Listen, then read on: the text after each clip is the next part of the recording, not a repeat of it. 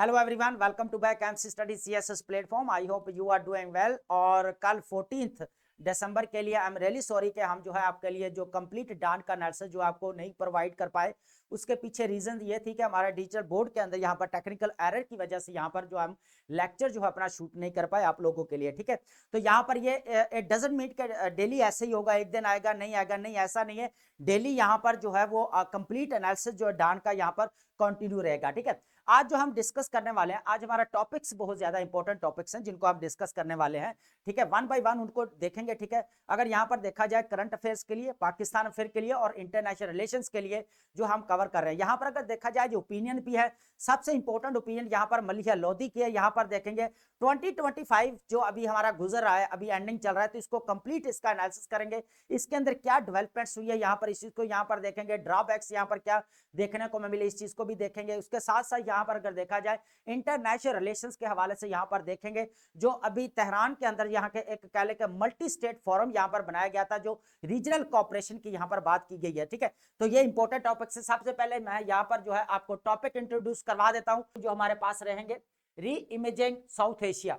देखिए, south Asia के ऊपर इंपावरिंग साउथ एशिया, तो कंप्लीट एनालिसिस जो है already MC study CSS platform upload कर दिया गया। करंट अफेयर्स और पाकिस्तान अफेयर और इंटरनेशनल रिलेशंस की सीरीज जो स्टार्ट की हुई है, तो उसके अंदर पूरा कंप्लीट कवर किया। लेकिन उसमें जो है हमने जियोपॉलिटिकल को लेकर यहाँ पर डिस्कस किया। ठीक है, लेकिन यहाँ पर जो हम डिस्कस करने वाला है re imaging South Asia, basically it is related to climate change. Climate change के साथ इसको रिलेट किया गया, उसके अकॉर्डिंग जो हम इसको डिस्कस करेंगे। उसके बाद है यहाँ per year of living anxiously अगर बात की जाए, यहाँ पर ये जो लिखा गया है ओपिनियन जो है यहाँ पर वो मलिहा लोधी ने लिखी है, और ये बहुत ज्यादा इंपॉर्टेंट है। और कंप्लीट ईयर जो 2025 है इसका कंप्लीट एनालिसिस है। उसके बाद हम बात करेंगे यहाँ पर सार्क एट 40, है ना। तो यहाँ पर लास्ट टाइम जो है इसके ऊपर हमने ओपिनियन ऑलरेडी यहाँ पर एनालाइज की थी जो सार्क को लेकर। तो सार्क को आज 40 ईयर्स हो गए, इसको यहाँ पर दोबारा जो है यहाँ पर एनालाइज करने वाले हैं, लेकिन कुछ और एंगल से यहाँ पर एनालाइज करेंगे। उसके बाद है मनी फॉर रिफॉर्म्स। यहाँ पर जो फिनेंशियल पैकेज मिला है पाकिस्तान को 940 बिलियन का, तो यहाँ पर ये देखेंगे कि जो वर्ल्ड बैंक और आसियान डेवलपमेंट बैंक ने सपोर्ट किया है, तो यहाँ पर किसके ऊपर इन्वेस्ट किया जाएगा, ये सबसे ज्यादा इंपॉर्टेंट है। यहाँ पर जो बात की जा रही है वो स्टेट ऑन इंटरप्राइजेस की बात की जा रही है, और नेशनल हाईवे की बात की जा रही है, जिसके ऊपर इन्वेस्टमेंट की बात की जा रही है। ठीक है, ये इंपॉर्टेंट हमारे लिए है क्योंकि ये इकोनॉमी के रिलेटेड है। ठीक है, चाहे हमारा पाकिस्तान के अफेयर में आता है क्वेश्चन, चाहे हमारा एसए के अंदर भी क्यों ना इकोनॉमी के रिलेटेड आ जाए, तो हमें यहाँ पर देखना पड़ेगा कि जहां से फॉरेन जो है, मैं आईएमएफ तो रिलीफ पैकेज दे ही रहा है, लेकिन लोन दे रहा है, लेकिन world bank, ASEAN development bank जो हमारे प्रोजेक्ट्स को स्ट्रेंथन करने के लिए दे रहे हैं, उसको भी हमने यहाँ पर रेफरेंस कोट करना। ठीक है, मल्टी स्टेट फोरम की बात की जाए, presses Afghanistan on terror support. यहाँ पर तो अभी जो है रिसेंटली कह लें कि समट हुई है एक तेहरान के अंदर, तो अफगानिस्तान को इनविटेशन भेजा गया, लेकिन अफगानिस्तान ने यहाँ पर रिजेक्ट कर दिया उसको और अटेंड समिट को नहीं किया। यहाँ पर जो बेसिकली डिस्कस जो किया जाना था वो ये था कि जो कह लें कि रीजनल लेवल के ऊपर जो यहाँ पर टेररिज्म है देखने को मिलती है, उसको कैसे कर्टेल किया जाए। उसके बाद रीजनल कॉपरेशन की जो है यहाँ पर बात की गई। तो ये पाकिस्तान अफेयर के लिए, करंट अफेयर के लिए बहुत ज्यादा इंपॉर्टेंट टॉपिक्स हैं। ठीक है, चलते हैं अपने टॉपिक्स की तरफ। सबसे पहले यहाँ पर देखेंगे री imaging South Asia. South Asia को कैसे री इमेज किया जा सकता है, इस चीज को यहाँ पर देखेंगे। सबसे पहले अगर देखा जाए यहाँ पर होम टू नियरली 2 बिलियन अगर देखा जाए, तो यहाँ पर लोग रहते हैं जो सबसे ज्यादा अफेक्टेड है किससे, किसकी वजह से, यहाँ पर क्लाइमेट चेंज की वजह से। यहाँ पर अगर देखा जाए जो फ्लड डिजास्टर, फ्लड में अगर देखा जाए डिजास्टर, वो बहुत ज्यादा हमें यहाँ पर देखने को मिलता है। आपको पता है कि यहाँ पर प्रीवियस ईयर में अगर देखा जाए 2022 के अंदर जो है पाकिस्तान के अंदर नेचुरल डिजास्टर, जो फ्लड डिजास्टर आता है, यहाँ पर देखा जाए तो $30 बिलियन जो है यहाँ पर पाकिस्तान को लॉस होता है। तो उधर अगर देखा जाए तो इंडिया में भी इस तरह होता है। तो हिमालयाज के ऊपर जो है यहाँ पर देखा जाए तो जो ग्लेशियर्स मेल्ट हो रहे हैं क्लाइमेट चेंज की वजह से, तो उसकी वजह से यहाँ पर बहुत बड़ा लॉस भी होता है। ठीक है, अब 1.5% पर जो है इसको रखने की बात की गई, तो 1.5 सेंटीग्रेड पर टेम्परेचर को रखा जाएगा। आप चाहे यहाँ पर आईपीसीसी की रिपोर्ट उठाकर देख ले, जो 6 रिपोर्ट पब्लिश हुई है, ठीक है। यहाँ पर जो है देखा जाए तो राइजिंग सी लेवल भी हो रहा है, हमें देखने को मिल रहा है, जिसकी वजह से जो कोस्टल एरियाज है वो काफी अफेक्ट हो रहे हैं, वहां पर उनका काफी एरिया जो है वो काले के समंदर के अंदर जो है वो डूबता जा रहा है। तो ये भी एक चीज यहाँ पर एक देखने को मिल रही है। उसके बाद यहाँ पर देखा जाए राइजिंग सी लेवल है, ठीक है। एक्सट्रीम वेदर को देखा जाए तो अफगानिस्तान के अंदर जो है यहाँ पर कहत आता है, जिसकी वजह से यहाँ पर फूड शॉर्टेज, उसके बाद वाटर शॉर्टेज हमें देखने को यहाँ पर मिलता है, ठीक है। टोटल अगर देखा जाए तो नेक्स्ट अगर कहा जाता है तो वर्ल्ड बैंक के अकॉर्डिंग अगर बात की जाए तो South Asia lose up to 10% of its GDP by mid century से अगर देखा जाए तो 10% जीडीपी लॉस हो सकता है क्लाइमेट चेंज की वजह से। एग्रीकल्चर की बात की जाए तो 50% यू नो वेरी वेल कि यहाँ पर एग्रीकल्चर के ऊपर डिपेंड करते हैं लोग, ठीक है। और उसकी वजह से फिर जो अगर देखा जाए तो इकोनॉमी जो हमें नजर आती है उसके अंदर जीडीपी के अंदर, तो वो भी कम नजर, उसकी वजह ये आती है यहाँ पर नेचुरल डिजास्टर्स जो हमें देखने को बहुत ज्यादा मिलते हैं ड्यू टू क्लाइमेट चेंज, है ना। यहाँ पर अभी रिसेंटली 2025 के अंदर जो फ्लड आया पाकिस्तान के अंदर, इसने भी काफी यहाँ पर जो है वो कह ले के नुकसान किया एग्रीकल्चर सेक्टर यहाँ पर तबाह। एग्रीकल्चर सेक्टर ही तबाह नहीं होता, यहाँ पर इंफ्रास्ट्रक्चर्स हैं, लाइफ स्टॉक्स हैं, वो यहाँ पर सब जो हमें यहाँ पर डैमेज होते हुए नजर आते हैं, ठीक है। उसके बाद लैंड अंडर वाटर की बात की जाए तो बांग्लादेश को जो बात की जा रही है कि 1/5 अगर बात की जाए इसका टेरिटरी जो है यहाँ पर वो समंदर के अंदर डूबती जा रही है। बे ऑफ बंगाल आपको यहाँ पर देखने को मिलेगा कि जो बे ऑफ बंगाल जो है यहाँ पर किसका, बांग्लादेश को यहाँ पर बेसिकली देखा जाए कोस्टल एरियाज आता है बांग्लादेश का, ठीक है। तो बहुत बड़ा लॉस होता है कि यहाँ पर जो उनकी टेरिटरी है वो पानी के अंदर जो है यहाँ पर डूबती जा रही है। उसकी वजह क्या है, यहाँ पर राइजिंग सी लेवल, ठीक है, हमें देखने को मिलता है। देखा जाए तो अब यहाँ पर water from resources to fault line अगर बात की जाए, ग्लेशियर जो ट्रीट करते हैं यहाँ पर, तो देखा जाए तो दरिया जो है वो एकदम जो है उनके तरफ जब फ्लो बढ़ जाता है तो उसी की वजह से फिर क्या होता है, यहाँ पर फ्लड्स आते हैं। चाहे इधर से देखा जाए तो इंडस रिवर है, चाहे, ठीक है, उसके बाद यहाँ पर दरिया गंगा नजर आता है हमें यहाँ पर, ठीक है। उसके बाद ब्रह्मपुत्रा जो है यहाँ पर, ये दोनों इंडिया के दरमियान इंडिया के अंदर है। तो ये एकदम से जो है वो कहने का अनप्रेडिक्टेबल सिचुएशन यहाँ पर क्रिएट कर देते हैं, ठीक है। तो यहाँ पर फिर देखा जाए तो फ्लड्स आने के बहुत ज्यादा चांसेस और आते भी हैं, ठीक है। अब मैंने अभी रिसेंटली बताया कि अब 2022 के अंदर जो कहले का फ्लड आया पाकिस्तान के अंदर, तो $30 बिलियन का यहाँ पर लॉस हुआ, तो including agriculture sectors, infrastructure and life stock, ठीक है। उसके बाद बात की जाए 2 फ्यूचर्स, उसके बाद और 1 चॉइस। अब यहाँ पर देखें, एक तो पाकिस्तान और इंडिया के दरमियान में जियोपॉलिटिकल कॉन्फ्लिक्ट हमें देखने को मिलता है, ठीक है। यहाँ पर ऑलरेडी जो अभी रिसेंटली जो है यहाँ पर आर्टिफिशियल इंटेलिजेंस वॉरफेयर हुई है दोनों कंट्रीज के दरमियान में, तो ये एक रीजनल लेवल के ऊपर बहुत बड़ा थ्रेट है। क्लाइमेट चेंज तो एक इशू है ही है साउथ एशिया के अंदर, लेकिन इसके साथ जो है यहाँ पर रीजनल हमें जो स्टेबिलिटी नजर आनी चाहिए वो यहाँ पर नजर नहीं आती। तो अब देखा जाए तो ऑलरेडी इंडिया के साथ और जो है वो पाकिस्तान की 4 जो है वॉर्स ऑलरेडी लड़ी जा चुकी हैं, ठीक है। अगर देखा जाए तो यहाँ पर जो है वो सबसे बड़ा अगर देखा जाए राइवल नेबर कंट्री तो वो हमें इंडिया नजर आता है पाकिस्तान के साथ, है ना। तो ये बहुत बड़ा एक कह लें कि क्लाइमेट चेंज तो लॉस कर ही रहा है ना, नुकसान पहुंचा ही रहा है, लेकिन इसके साथ जो पॉलिटिकल टेंशन जो है दोनों कंट्रीज के दरमियान में, ये भी एक इंस्टेबिलिटी जो है यहाँ पर रीजनल लेवल के ऊपर क्रिएट कर रहा है, ठीक है। सबसे पहले अगर देखा जाए, अब देखें यहाँ पर पॉलिसी देखें, होता क्या है कि इंडिया की पॉलिसी देखें, इंडिया ने शिफ्ट कैसे लिया यहाँ पर। अब पूरा अगर दुनिया का अगर देखा जाए ना तो चाइना की तरफ मूव करना पड़ रहा है यहाँ पर, यहाँ तक कि यूएसए भी चाइना की तरफ मूव कर रहा है ना। तो उसकी वजह क्या है, उसकी वजह यह है कि चाइना के पास जो है रेयर अर्थ मिनरल्स जो है वो बहुत ज्यादा पाए जाते हैं, जो 17 एलिमेंट्स का अमेलगमेशन है, ठीक है। तो देखा जाए तो जो टेक इंडस्ट्री में यूज होने वाले जो एलिमेंट्स हैं वो सबसे ज्यादा अगर देखा जाए तो रेयर अर्थ मिनरल से बनाए जाते हैं, है ना। तो यहाँ पर चिप है, चाहे सेमीकंडक्टर्स है, तो कौन प्रोवाइड करता है, पूरी दुनिया के जितने भी इंडस्ट्रियल सेक्टर्स है, टेक इंडस्ट्री की बात करें चाहे दूसरे इंडस्ट्री की बात करें, कहाँ से जा रहा है, चाइना, वियतनाम, ताइवान, यहाँ कंट्री से जा रहा है ना, पूरी दुनिया का एक्सपोर्टर है।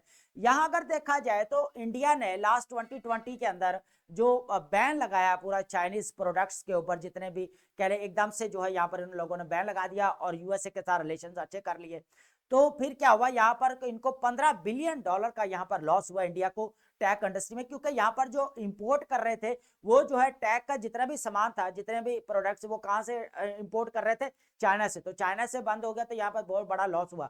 तो यहाँ पर देखा जाए तो फिर रीजनल लेवल के ऊपर जो हमें कॉपरेशन जो है वो लाजमी जो है वो करना चाहिए, यहाँ पर देखने को मिला। बाकी मामला अपनी जगह पे, रीजनल कनेक्टिविटी जो है वो काफी इंपॉर्टेंट है, ठीक है। रीजनल कॉपरेशन दोनों कंट्रीज के दरमियान में कलेक्टिव अगर देखा जाए और होलिस्टिक अप्रोच होनी चाहिए साउथ एशिया के अंदर के किस तरह जो है यहाँ पर जो ग्लेशियर्स के मेल्ट होने की वजह से जो दरियाओं के अंदर जो पानी आ जाता है, जिसकी वजह से यहाँ पर देखा जाए तो फिर फ्लड्स आते हैं, जिसकी वजह से बहुत बड़ा यहाँ पर लॉस होता है। और सबसे बड़ा अगर लॉस अगर देखा जाए, इंफ्रास्ट्रक्चर्स को जो है डैमेज होते हुए देखते हैं। उसके बाद एग्रीकल्चर सेक्टर जो आपका तबाह हो जाता है, लाइफ स्टॉक्स आपके तबाह हो जाते हैं। तो इनको यहाँ पर डील करना पड़ेगा, लेकिन म्यूचुअल अंडरस्टैंडिंग के साथ, ठीक है। उसके बाद यहाँ पर रीजनल कॉपरेशन के साथ इनको यहाँ पर खत्म किया जा सकता है, ठीक है, और टैकल किया जा सकता है। अब बात करते हैं, हमारे पास रहेगा ईयर ऑफ लिविंग। अब 2025 की बात की जा रही है। बेसिकली यहाँ पर मलिहा लोधी ने इसके ऊपर कंप्लीट एनालिसिस दिया है 2025 का। बेसिकली इसके अंदर क्या डेवलपमेंट्स हुई हैं, क्या लॉसेस हुए हैं, इस चीज को यहाँ पर देखने वाले हैं, ठीक है। सबसे पहले देखा जाए तो पाकिस्तान इन 2025 अ ईयर ऑफ इंस्टेबिलिटी। अब आपको इंस्टेबिलिटी का जो वर्ड यहाँ पर यूज हुआ था, अब आपको पता चल गया था जो अभी रीजनल रिसेंटली जितने भी यहाँ पर डेवलपमेंट्स हुई हैं उनकी वजह से यहाँ पर बहुत बड़े लॉस भी हुए, ड्रॉबैक्स हुए। यहाँ पर देखने को मिलता है कि डेमोक्रेसी भी आपको यहाँ पर डीरेल होती हुई हमें नजर आती है।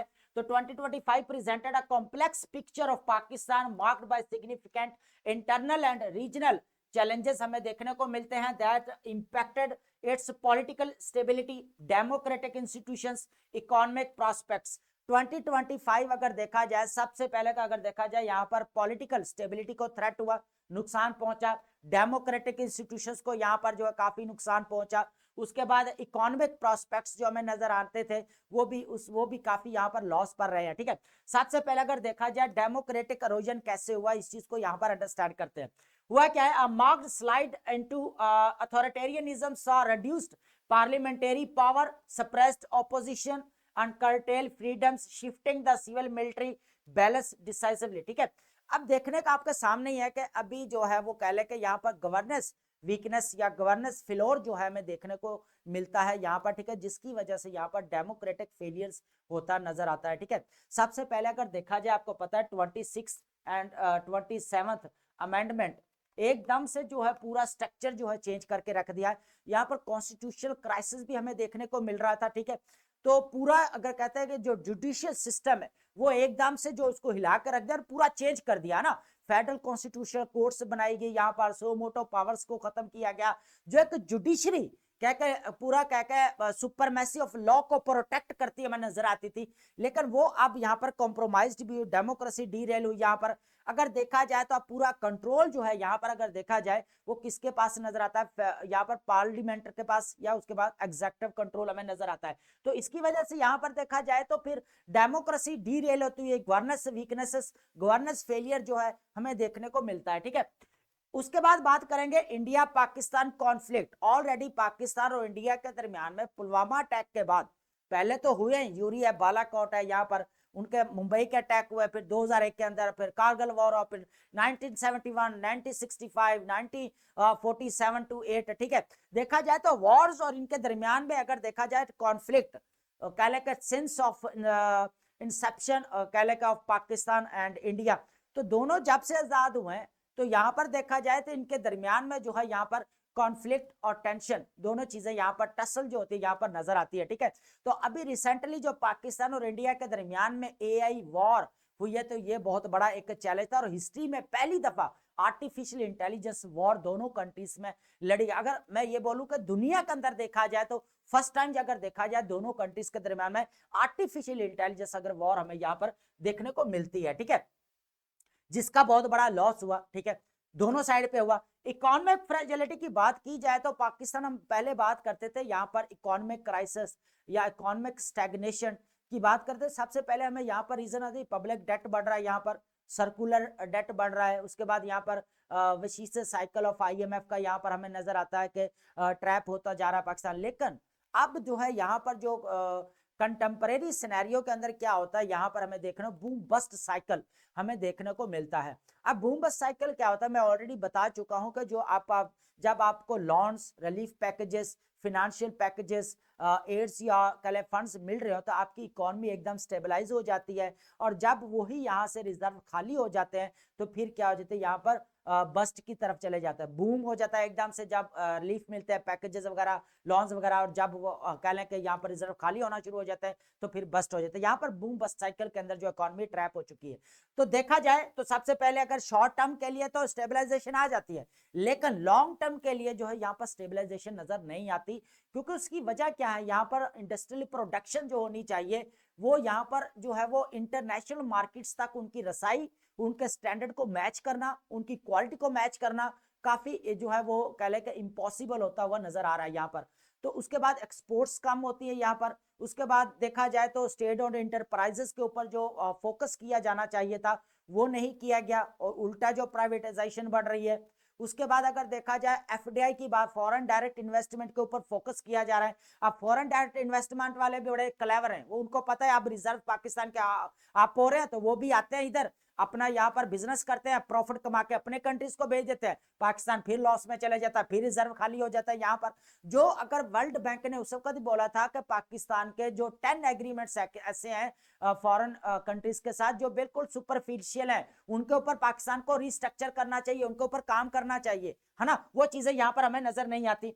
उसके बाद इंटरनल सिक्योरिटी की बात करें, पाकिस्तान को अभी आपको पता 48 आवर्स वार पाकिस्तान और अफगानिस्तान के दरमियान में लगी रही है।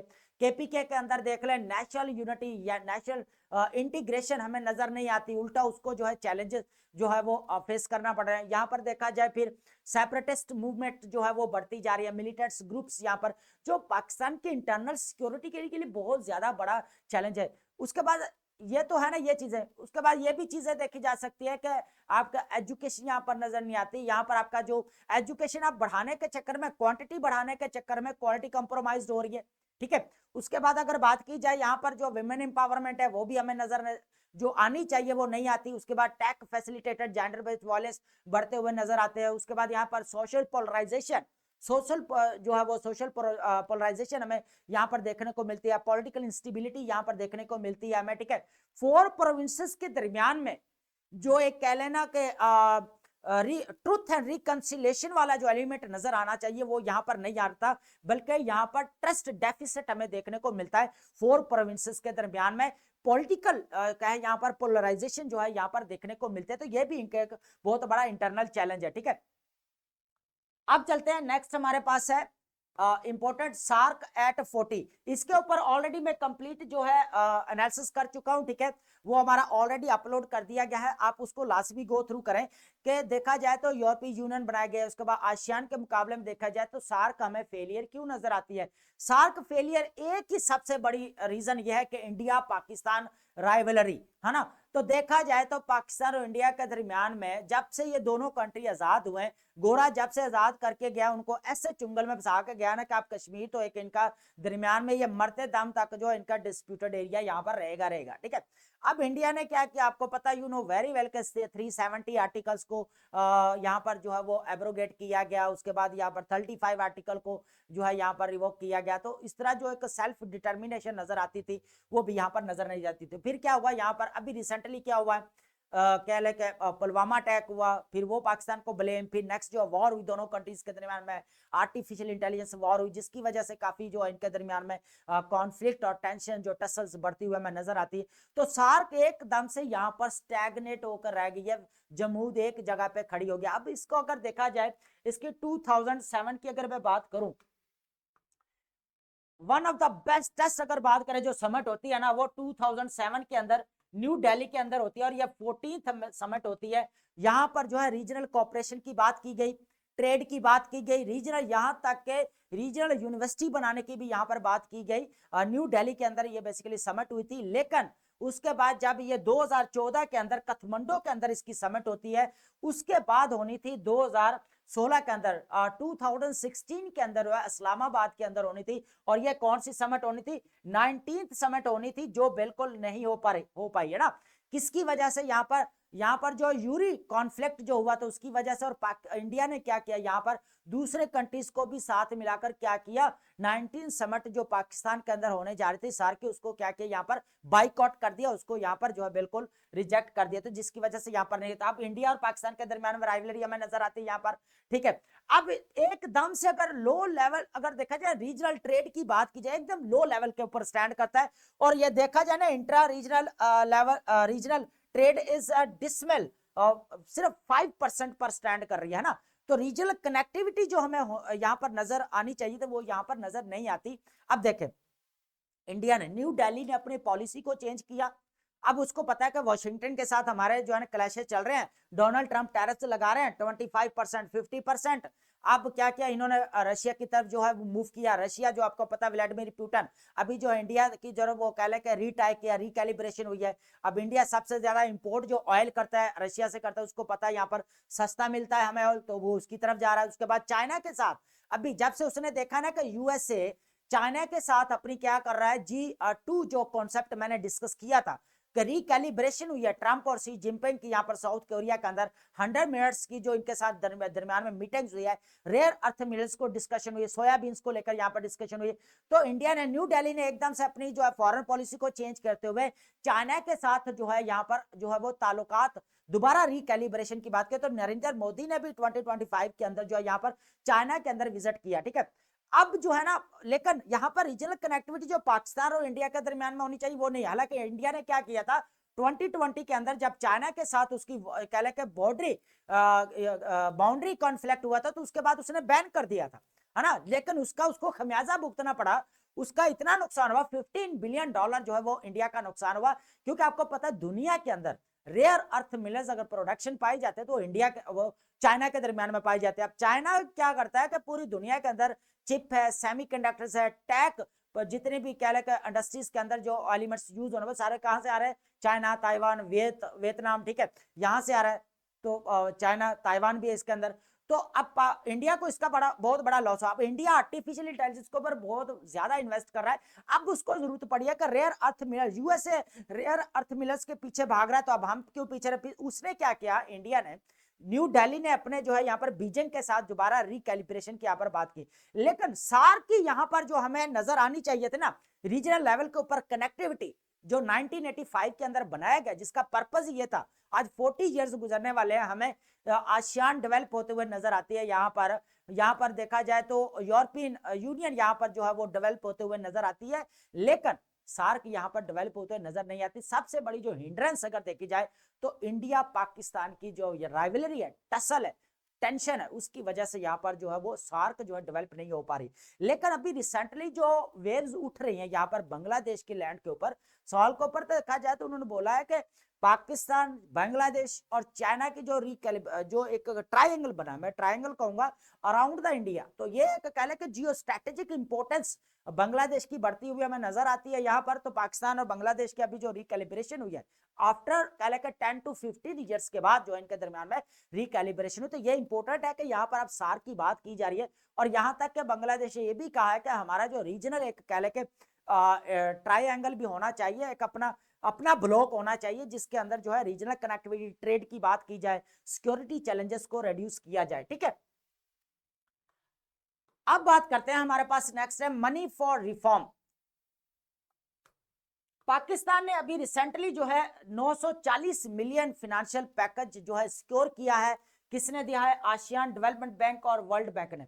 हम क्यों डिस्कस करें, क्वेश्चन इज दैट, हम इसलिए डिस्कस कर रहे हैं यहाँ पर कि ये अगर ऐसे के पेपर में इकोनॉमी को लेकर कोई क्वेश्चन आता है, उसके बाद अगर देखा जाए पाकिस्तान अफेयर में इकोनॉमी को लेकर कोई क्वेश्चन आता है, आईएमएफ को लेकर कोई क्वेश्चन आता है यहाँ पर, तो उसके अंदर एज ए रेफरेंस हम यहाँ पर कोट कर सकते हैं। स्टेट ऑन इंटरप्राइजेस की जहां पर बात आ जाए, इकोनॉमी का क्वेश्चन है, गवर्नेंस का क्वेश्चन है, यहाँ पर पाकिस्तान को कैसे जो है डेवलप किया जा सकता है, तो यहाँ पर स्टेट ऑन इंटरप्राइजेस को आपको यहाँ पर कोट करना पड़ेगा, है ना।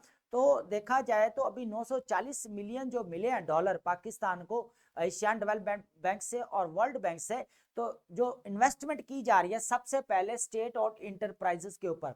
वन ऑफ द बिगेस्ट अगर देखा जाए नेशनल हाईवे ऑफ पाकिस्तान, ये सबसे हमें अगर देखा जाए तो स्टेट और इंटरप्राइजेस देखने को मिलती है, जिसके ऊपर 42% जो है यहाँ पर इन्वेस्ट किया जाएगा और करना भी चाहिएगा। सारे ट्रेड का जो दारो मदार है, अगर रोड्स इंफ्रास्ट्रक्चर अच्छे होंगे तो यहाँ पर आमदोरफ्त जो है वो अच्छी होगी यहाँ पर, ठीक है। कोस्टल अगर देखा जाए रिजिलियंस की बात की जाए तो सिंध कोस्टल रिजिलियंस की बात की गई, जितने भी सेक्टर्स उसके ऊपर जो है यहाँ पर प्रोजेक्ट्स हैं उनके ऊपर यहाँ पर जो है वो कह ले के इन्वेस्ट किया जाएगा। जो million people from natural disaster hazards की वजह से अफेक्ट हुए हैं, उनको यहाँ पर देखा जाए लाइक फ्लडिंग है, सॉल्ट वाटर की वजह से यहाँ पर, ठीक है, उनको यहाँ पर प्रोटेक्ट किया जाएगा। वाटर एंड सैनिटेशन के ऊपर जो है पंजाब इंक्लूसिव सिटीज प्रोग्राम जो स्टार्ट किया हुआ है उस प्रोजेक्ट्स के ऊपर जो है इन्वेस्ट किए जाएंगे, जिससे तकरीबन 4.5 मिलियन लोगों को, ऑलमोस्ट 45 लाख लोगों को जो है यहाँ पर प्रोटेक्ट किया जाएगा। यहाँ पर जो वाटर बॉर्न डिजीजेस है उनसे यहाँ पर जो है वो छुटकारा मिलेगा। तो ये काफी इंपॉर्टेंट है कि काफी अच्छे प्रोजेक्ट्स के ऊपर जो है इनको जो है वो लगाया जा रहा है, लेकिन यहाँ पर ट्रांसपेरेंसी, अकाउंटेबिलिटी और फेयरनेस, जस्टिस ये होना जरूरी है, क्योंकि ऑलरेडी आईएमएफ बैंक जो है वो कहने के करप्शन के ऊपर जो एक डायग्नोस्टिक रिपोर्ट है, असेसमेंट रिपोर्ट, वो ऑलरेडी पब्लिश कर चुका है, ठीक है। उसका भी कंप्लीट मैंने लेक्चर कवर किया, वो लाजमी आप सुनिएगा, ठीक है। अब मल्टी स्टेट फोरम की बात की जाए, यहाँ पर आपको पता है कि पाकिस्तान और अफगानिस्तान को लेकर दोनों कंट्रीज के दरमियान अभी टसल्स चल रही है। अब रीजन क्या है? सबसे बड़ी रीजन यह है टेररिज्म। अब केपीके और बलूचिस्तान के अंदर देखा जाए, जो नेशनल इंटीग्रेशन, नेशनल यूनिटी को अगर बहुत बड़ा अगर थ्रेट हमें देखने को मिलता है तो किसकी वजह से यहाँ पर मिलता है? यहाँ पर मिलिटेंट्स ग्रुप्स की वजह से, जो पाकिस्तान की इंटरनल सिक्योरिटी के लिए बहुत बड़ा चैलेंज है। तो देखा जाए तो अभी 48 आवर्स अगर देखा जाए दोनों कंट्रीज में, 48 आवर्स जो है ना दोनों कंट्रीज में, अफगानिस्तान और पाकिस्तान में दरमियान में वॉर रही है अभी, ठीक है। यहाँ पर पाकिस्तान ने रिटेलिएट किया है और जितने भी सेंचुरीज थी मिलिटेंट्स ग्रुप्स की उनको निशाना बनाया। फिर इनका जो है यहाँ पर दोनों का जो कह ले के टॉक्स हुई है, निगोशिएशन, वो फिर कहाँ पे हुई है? दोहा के अंदर हुई, ठीक है। लेकिन वहां भी फेल हुई है। वहां पर भी जो अफगान तालिबान ने यहाँ पर जो पाकिस्तान की डिमांड्स थी कि आपने जो मिलिटेंट ग्रुप्स को कंट्रोल करना है, जो क्रॉस बाउंड्री जितने भी टाइम उसको कर्टेल करना है, रिड्यूस करना है। उसके बाद अगर बात की जाए टर्की के अंदर, इस्तांबुल के अंदर जो है यहाँ पर टॉक्स हुई हैं। इस्तांबुल ने जो है मेडिएटर रोल प्ले किया, कतर ने मेडिएटर रोल प्ले किया, लेकिन कोई भी बात यहाँ पर हमें जो देखने को मिलनी चाहिए तो वो यहाँ पर नहीं मिली। अभी यहाँ पर जो है आपको पता है ईरान और पाकिस्तान के दरमियान में जो रिकैलिब्रेशन हुई है, री अप्रोचमेंट हुई है, इसके ऊपर मेरा कंप्लीट हिस्टोरिकल बैकग्राउंड के साथ एनालिसिस जो लेक्चर वो ऑलरेडी अपलोड किया हुआ, लाजमी आपने गो थ्रू करना है, ठीक है। जितने भी क्रक्स एंड पक्स मैंने वो उसके अंदर डिस्कस किया है ईरान और पाकिस्तान के रिलेशंस को लेकर, ठीक है। अब क्या हुआ कि ईरान के अंदर अभी जो है समिट होती है, जिसके अंदर जितने भी सेंट्रल एशिया के कंट्रीज, अभी अफगानिस्तान की तरफ से ताजिकिस्तान की बाउंड्री में जो है काफी जो है यहाँ पर अटैक किए गए, जिसकी वजह से चाइनीज यहाँ पर जो है हमें मरते हुए नजर आए, ठीक है। यहाँ पर उनको यहाँ मारा दिख गया, ठीक है। अब ये टेररिज्म की वजह से अब हुआ क्या कि ताजिकिस्तान ने जो है यहाँ पर फिर रशिया की डिमांड की कि वो यहाँ पर आकर इनकी बाउंड्रीज को प्रोटेक्ट करे, ठीक है। 2005 तक जो वो लोग प्रोटेक्ट कर रहे थे।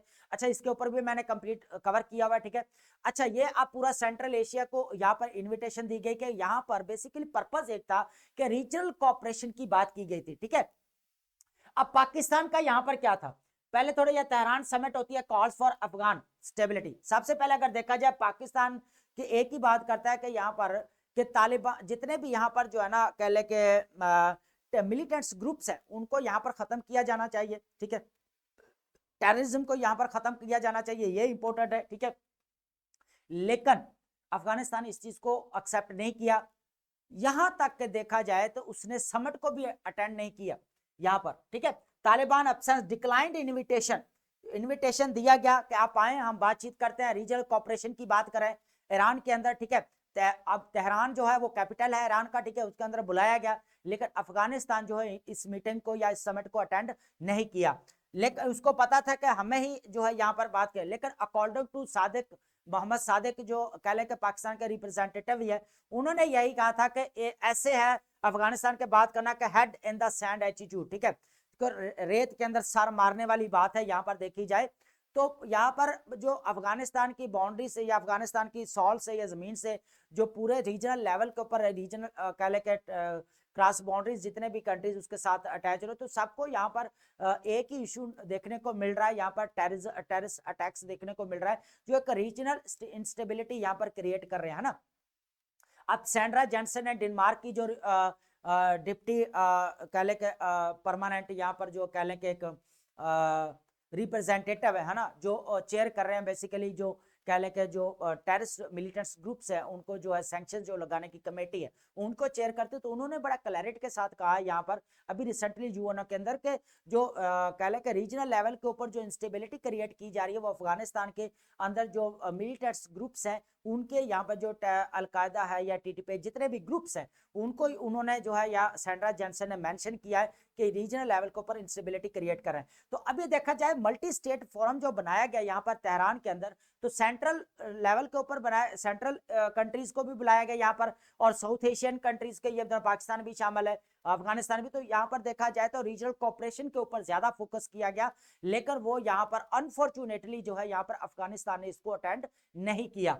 तो ये एक चीज हमें एक नई डेवलपमेंट नजर आई है, ये हमारा पाकिस्तान अफेयर्स के लिए, करंट अफेयर्स के लिए एज ए रेफरेंस कोट करने के लिए बहुत ज्यादा इंपॉर्टेंट है। ठीक है, अब बात करते हैं यहाँ पर जो हमारे पास है लैंग्वेज सॉरी यहाँ पर जो वोकैब को डिस्कस करने वाले हैं, ये आपके प्रेसी के पेपर के लिए भी इंपॉर्टेंट है। ठीक है, आप राइटिंग स्किल जो डेली बेसिस के ऊपर राइटिंग प्रैक्टिस कर रहे हैं उसके अंदर अपनी वोकैब की वेरिएशन लाजमी लेकर आए। ठीक है, सबसे पहले जो हमारे पास वर्ड इधर रहेगा वो हमारे पास है अशर। अशर का मतलब होता है यहाँ पर टू लीड और गाइड। ठीक है, रहनुमाई करना, गाइड करना किसी को। ठीक है, अस्कर्ट है। हेमरेजिंग, हेमरेजिंग का मतलब होता है यहाँ पर जो सेवेयर और कॉन्टिन्यूस लॉस। ठीक है, शदीद नुकसान होना, तेजी से जो है वो जाया होना, जाना ज्या होना। ठीक है, उसके बाद हमारे पास है यहाँ पर ब्लीडिंग होना, ड्रेनिंग होना। ठीक है, नुकसान होना। उसके बाद है फ्रॉड, फ्रॉड का मतलब है फील्ड विद टेंशन और रिस्क। ठीक है, तनाव में भरपूर या खतरे में गिरा हुआ होना। ठीक है, टेंस या रिस्की को बोला जाता है। अल्यूसिव, अल्यूसिव का मतलब होता है हार्ड टू फाइंड, बड़ी मुश्किल से अंडरस्टैंड करना या ढूंढ पाना। ठीक है, उसके बाद है अवेसिव या स्लिपरी है। ठीक है, प्रोफाउंड, प्रोफाउंड हम ऑलरेडी बहुत दफा पढ़ चुके हैं। ठीक है, वसी अंदाज में। ठीक है, प्रोफाउंड वे में। ठीक है, डीप और इंटेंस। ठीक है, गहरा, शदीद। उसके बाद हमारे पास है सीडिंग, सीडिंग का मतलब होता है गिविंग अप कंट्रोल। ठीक है, छोड़ देना, दस्तरबदार हो जाना। ठीक है, सरेंडर कर देना। फैक्शनलाइज्ड, फैक्शन का मतलब होता है यहाँ पर डिवाइड इनटू ग्रुप्स, लेकिन ग्रुप्स को बोला जाता है किसी को भी, लेकिन यहाँ पर फैक्शनलाइज्ड जब बोलेंगे तो धड़ों में या ग्रुपों में डिवाइड कर देना, डिवाइडेड या स्प्लिट। उसके बाद हॉक्स, हॉक्स का मतलब होता है एग्रेसिव हार्ड लाइनर्स। ठीक है, सख्त गिर लोगों को या जंगजुअर्स को बोला जाता है। हार्ड लाइनर्स या मिलिटेंट्स ग्रुप्स हैं, ठीक है, उनको बोला जाता है। ठीक है, उसके बाद वर्ड हमारे पास है यहाँ पर इंट्रेंच्ड। इंट्रेंच्ड का मतलब होता है यहाँ पर फर्मली स्टेब्लिश्ड। ठीक है, डीप रूटेड होना, जो गिरा हुआ होता है डीप रूटेड से। ठीक है, मजबूती से कायम होना, रूटेड, इनग्रेन्ड। ठीक है, स्टिमुलस, स्टिमुलस का मतलब है समथिंग दैट कॉजेस एक्शन, मुहर्रिक, उभार या इंसेंटिव्स या स्पर्क को बोला जाता है। फ्रेगमेंटेशन, ये वर्ड लाजमी यूज करें, फ्रेगमेंटेशन ये इंपॉर्टेंट वर्ड है। जब ब्रेकिंग इनटू पार्ट्स, क्या ना, ब्रेकिंग इनटू पार्ट्स होना, सेपरेशन, टुकड़ों में डिवाइड हो जाना। ठीक है, डिवीजन को बोला जाता है, डिसइंटीग्रेशन को बोल सकते हैं आप। ठीक है, फ्रेगमेंटेशन अपनी राइटिंग स्किल के अंदर लाजमी जो है वो यूज करें। माउंटेड, माउंटेड का मतलब था बहुत ज्यादा, इंक्रीज, इंटेंसिफाइड, बढ़ना, शिद्दत इख्तियार करना, इंक्रीज। एस्केलेटेड, एस्केलेटेड हमेशा नेगेटिव सेंस में यूज किया जाता है, पॉजिटिव सेंस में आप यूज नहीं करेंगे। डूबियस का मतलब होता है डाउटफुल, सस्पिशियस, मशकूक। उसके बाद है क्वेश्चनेबल, अनसर्टन। एनिमोसिटी का मतलब होता है यहाँ पर स्ट्रॉन्ग हॉस्टिलिटी। ठीक है, दुश्मनी, नफरत को बोला जाता है, हॉस्टिलिटी एंड हेट्रेटेड। ठीक है, सबमर्ज, सबमर्ज का मतलब होता है टू गो अंडर वाटर। ठीक है, डूब जाना, पानी के अंदर घुस जाना, जैसा कि अभी बात हमने की थी बे ऑफ बंगाल की, बांग्लादेश की टेरिटरी जो है वो 1/5 जो है उसके अंदर सबमर्ज हो रही है, यहाँ पर इमर्स या सिंक, डूब जाना। उसके बाद है जिटरे, जिटरे का वर्ड ये इंपॉर्टेंट है, जिटरे जो है आप लाजमी नोट डाउन करना। ठीक है, नर्वस और अनइजी को बोला जाता है घबराया हुआ, बेचैन, नर्वस, एजी। ठीक है, उसके बाद वर्ड हमारे पास आता है यहाँ पर इरेटिक, इरेटिक आपको पता है इरेगुलर को बोला जाता है। ठीक है, अनप्रिडिक्टेबल को बोला जाता है, अनप्रिडिक्टेबल, इनकंसिस्टेंट, उसके बाद है क्लमसी, क्लमसी का आपका ऑकवर्ड का बोला जाता है, भद्दा सा, अनस्किल्ड को बोला जाता है, ठीक है, अनाड़ी को बोला जा सकता है, हम बोल सकते हैं, ठीक है। उसके बाद रेडिक्यूल जो होता है उसको बोला जाता है। प्रेपचुएटिंग का मतलब होता है यहाँ पर कंटिन्यू रहना, ठीक है। उसके बाद सस्टेन सस्टेन करना या मेंटेन रखना। कंटेंशियस का यू नो वेरी वेल के काजिंग आर्गुमेंट, ठीक है, मुतनाज़ या झगड़ालू, ठीक है, कंट्रोवर्शियल या डिस्प्यूटेड इसको बोल सकते हैं। तो अब यहाँ पर अगर देखा जाए ये जिटरी वर्ड है। अनवायबल, अनवायबल को डिस्कस नहीं किया। अनवायबल का मतलब होता है नॉट वर्केबल, ठीक है, ना काबिल अमल, गैर मुमकिन, इनप्रैक्टिकल, इनफिजिबल, ठीक है। तो अब इनमें से कुछ वर्ड जो है हम अपनी राइटिंग स्किल में वेरिएशन लेकर आए, और कुछ जो है जिटरी हो गया, जैसे हेमरेजिंग हम डिस्कस कर रहे थे पीछे। तो ये इंपॉर्टेंट वर्ड है जो प्रेसी के पेपर में एज ए सिनोनिम या एंटोनिम जो है पूछे जा